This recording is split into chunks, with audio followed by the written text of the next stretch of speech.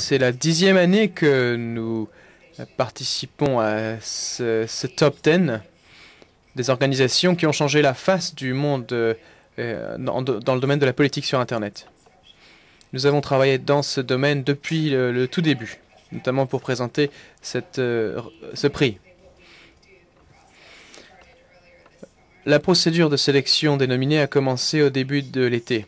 Nous avons lancé un appel pour les nominations auprès de 20 000 lecteurs.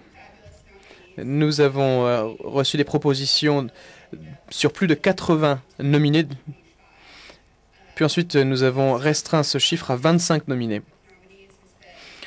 Lorsque l'on voit ce groupe de nominés, on se rend compte qu'ils sont nommés par leurs pairs. Ils sont nommés par les internautes, à savoir des gens qui vont sur leur site Internet, qui utilisent les outils qui ont été créés, qui participent, qui utilisent les sites web qui ont été créés. C'est donc ainsi que ces gens ont été désignés. Donc nous avons défini le top 25, puis ensuite nous avons réduit ce top 25 à un top 10.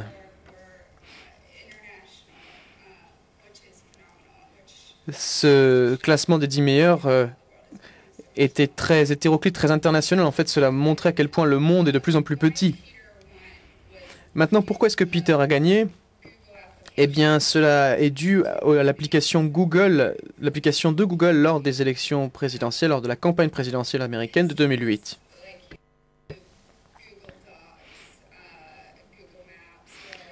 Les applications Google Docs et Google Maps ont été utilisées pour faire la promotion de la transparence lors de la campagne. La campagne de Barack Obama a utilisé YouTube avec à peu près 1800 vidéos qui étaient gratuites pendant la campagne. Cela permettait d'apporter un plus haut niveau de transparence pour les citoyens. Ces pratiques ont vraiment préparé le terrain pour les élections américaines. Donc ce sont Peter et Google, l'équipe de Google, qui ont remporté ce prix, car ils ont réussi à créer un niveau de transparence qui a pu préparer le terrain pour les élections présidentielles des années à venir. Vous pouvez aller par exemple sur Google et taper Obama et musulmans, musulmans, parce qu'il y avait des rumeurs à l'époque. Et en fait, on pouvait voir un site des démocrates de Barack Obama qui, en fait, déboulonnait le mythe et expliquait la vérité derrière le mythe. Comme le disait l'un des orateurs hier, il est de plus en plus difficile de mentir. Et ceci est grâce à ces outils qui vraiment permettent d'instaurer la vérité.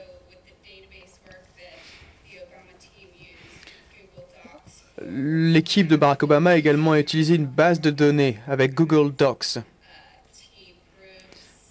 Cela a permis d'organiser des équipes, ce qui fait que l'équipe démocratique, le Parti démocrate, a pu remporter les élections. Ce qui est très bien chez Google, c'est sa neutralité. Il y a énormément d'outils qui sont gratuits, qui visent à être utilisés par les citoyens.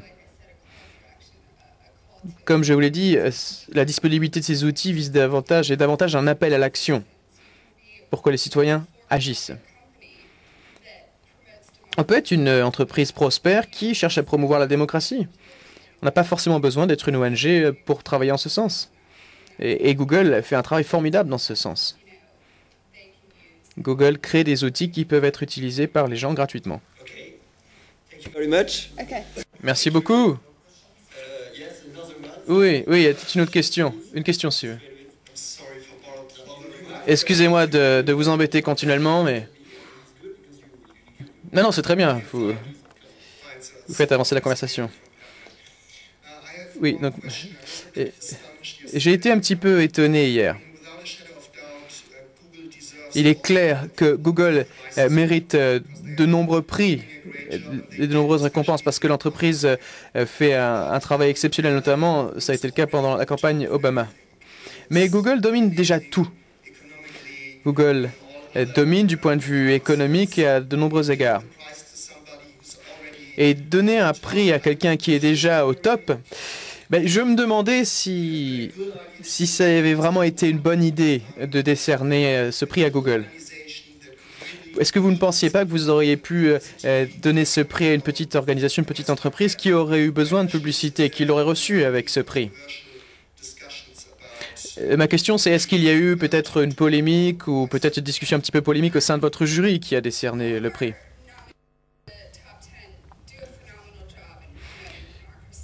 De toute façon, tous les nominés du top 10 ont vraiment fait quelque chose d'exceptionnel pour la promotion de la démocratie de par le monde et dans leur domaine.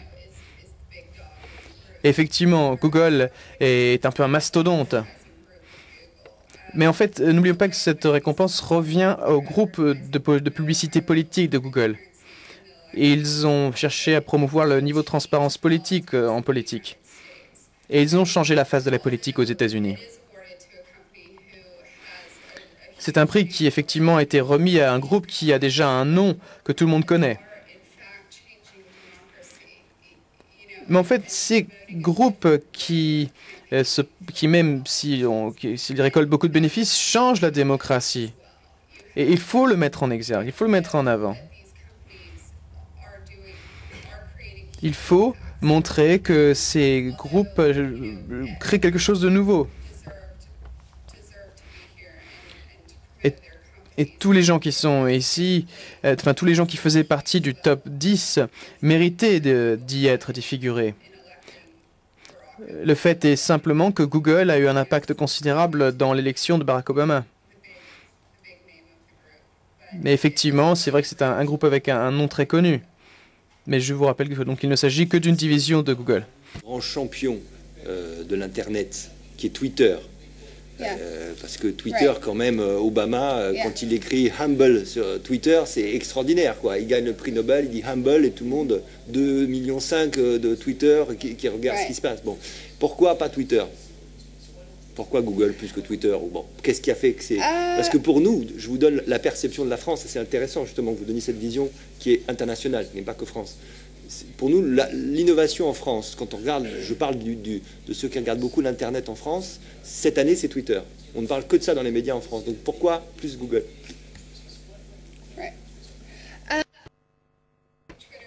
Je suis d'accord. Effectivement, Twitter fait un travail phénoménal. Ils ont fait un travail phénoménal avec Barack Obama et avec l'administration Obama. Et effectivement, Twitter a également apporté un niveau de transparence très important au niveau mondial pour la démocratie. Twitter fait donc un travail exceptionnel, mais la chose est différente avec Google. Car Google a amené un niveau de transparence tellement élevé enfin, c'en était vraiment renversant. Twitter a un impact qui fait beaucoup de bruit, notamment dans les actualités.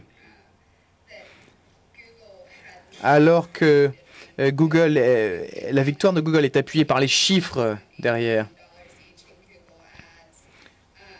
Par exemple, l'équipe de campagne de McCain a dépensé 8 millions de dollars chez Google pour les élections.